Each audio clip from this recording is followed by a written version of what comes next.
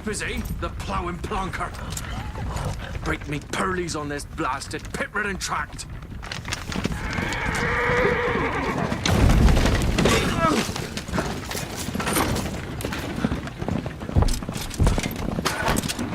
With fear not dry road.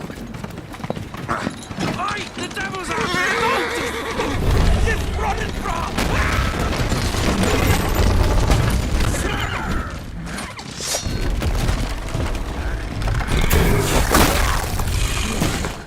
The builder, shield us.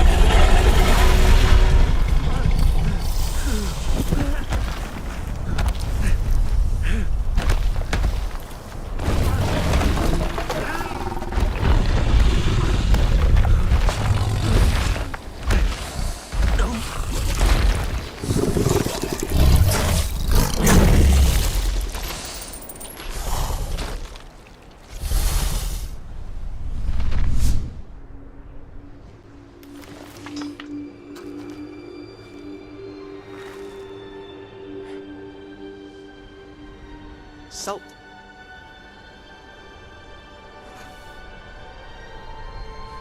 Almost had me fooled, Fruin.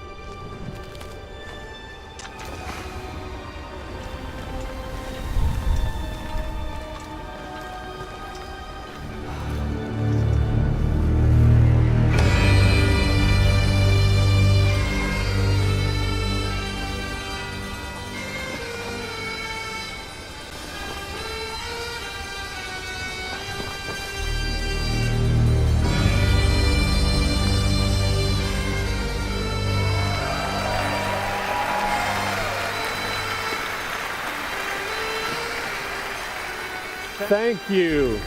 Thank you, everyone, and welcome to the State of Unreal at Unreal Fest Orlando. We're here to show you what's next with Unreal Engine and so much more. We are thrilled that you're able to join us. Thank you. But first things first, I'm here with Sebastian and Kaitek from CD Projekt Red. We have a lot to talk about. Hey, guys. Hey. Thank you, Wyatt. Thank you, Wyatt, and hello, everyone. With The Witcher 4, we're stepping things up. And to do that, we needed the right partner, one that truly understands that great open-world games are all about art and technology coming together. Yeah, and look, our goals are completely aligned here. And around the launch of UE5, your awesome team at CD Projekt Red announced a collaboration to make open-world development in Unreal even better. And it's an opportunity, we just couldn't pass it up. So we've been working on a technical demo together to achieve just that. I think we should take a look at it. You guys ready? Born ready. Kaitek is going to play the build for us. Sure, let's do it.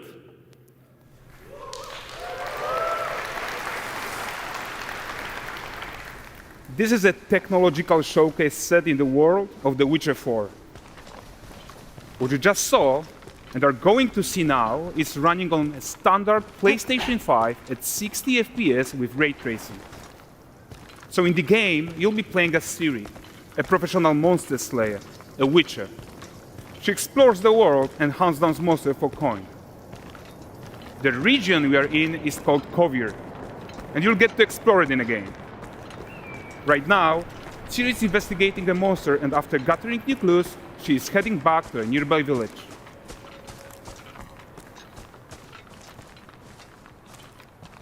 All right, everyone, meet Kelpie. Let weeds be weeds, Kelpie. So just like Geralt had Roach, Ciri has her own loyal companion.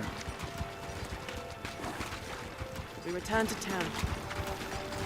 These two characters need to feel like one. Since you're gonna explore the world on horseback, riding needs to feel seamless, natural, and just fun. Yeah, and to support that, we're introducing multi-character motion matching in Unreal.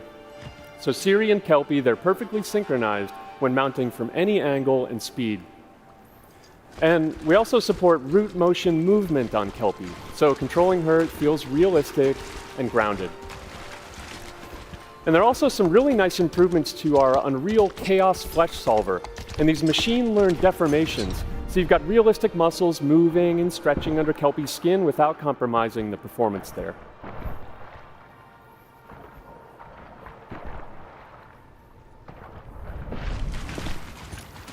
So let's leave Siri behind for a second and talk about the world itself. So much of the Witcher world is natural, organic, especially Kovir with its dense forest and wild nature. Yeah, and wild nature is hard. And with nanite geometry, we've freed artists from so many of their old constraints. But we don't want to rest until everything we do in Unreal has that same spirit of freedom. There's always more work to do. And foliage is a huge piece of that puzzle. So we are excited to introduce nanite foliage. And in order to achieve gorgeous foliage density everywhere, while still being memory efficient, fast to render, we believe that a new idea was needed. So instead of the same card approach we've been using for the past 20 years, artists should be free to take a nanite approach to foliage, modeling every single leaf and pine needle. And the old LOD tricks of the past, they needed a complete rethink. And in their place, it's a new adaptive voxel representation in nanite. It's volumetric, it's fully 3D, it is super fast to render. And these dense clusters of triangles turn into these cubes, which at a distance, they're no larger than a pixel, and they react to the changing light of our dynamic sun and our shadows, and they allow artists to render whatever amount of foliage is needed to achieve their vision without compromise. And no compromise means how ambitious we are when it comes to bringing our vision to life with incredible visuals. But more than that, together with Epic, we created faster way to load the world.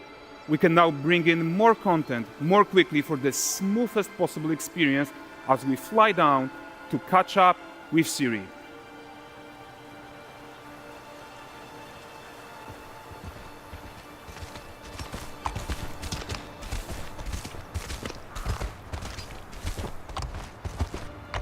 Welcome to Valdrest. So Valdrest is a port town, a hub for fishing, trade and mining. It's one of those places where you can meet shady characters or overhear gossip from other lands. It's also where Ciri took on her current contract.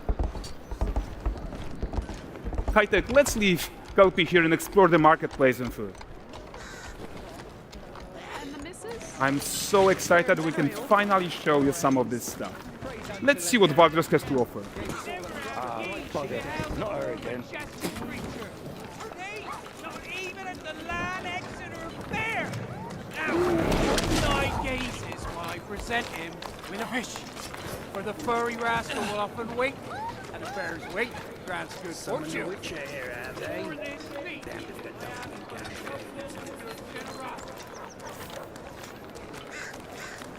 Pardon. Guys, notice how responsive the world is. Character actions directly affect what happens around you, sometimes even setting off chain reactions. Everything is working together.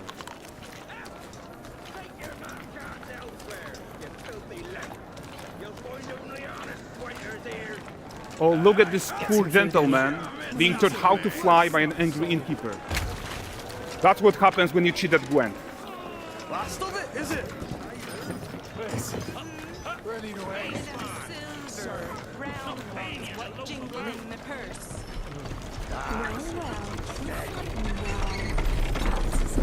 Okay, so this is the guy who gave the series quest his own.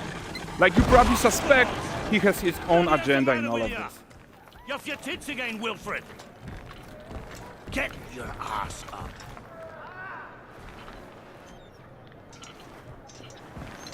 A typical day's toil. Who in?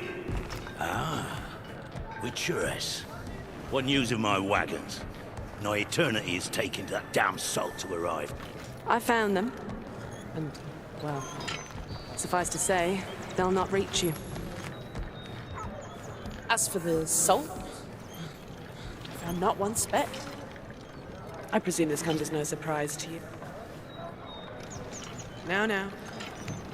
Kovir's smuggling trade is of no concern to me. Shush, shush, shush. The Manticore, that flattened your cars and devoured your men. Quite the opposite. Manticore? No, them winged hellspawn dwell in the arse end of Creighton, not here. While Siri decides what to do about that merchant, let's take a look at the character technology that powers this marketplace. Why don't we listen in on these fishmongers? They're selling their wares, chatting up customers. Morning, catch this is. Won't find none fresher. Rugged me ladies after one of them. Course. Get this cleaned and gutted for you. You mind, dearest? Into seeing something more. Got mackerel cod, all Braxton's finest. And there is tons of tech to play here, even in a simple market stall. Metahuman tools, improved Unreal smart objects, chaos cloth, and more.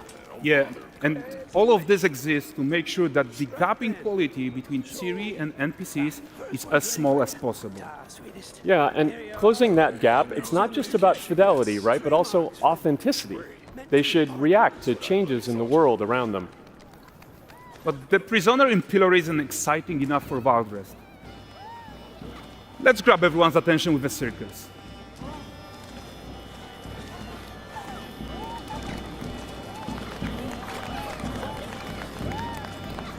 But the great performance deserves a huge crowd though. Let's crank it up.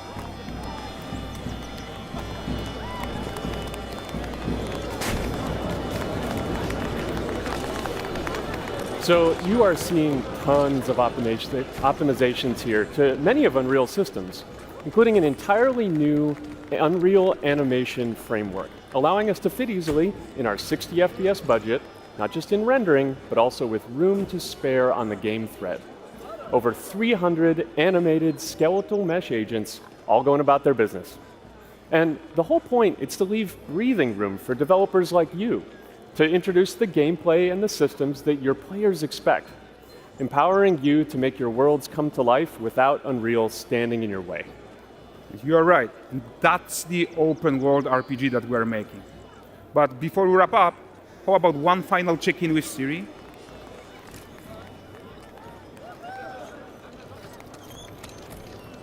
We are making this game to be the most immersive and ambitious open world Witcher game ever.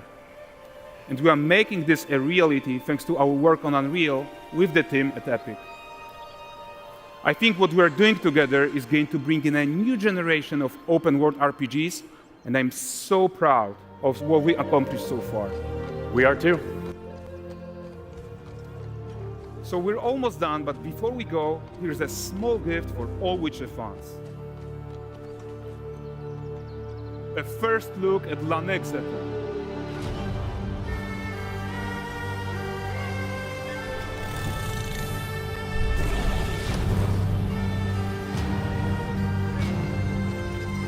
Onward, Kelby. We've worked.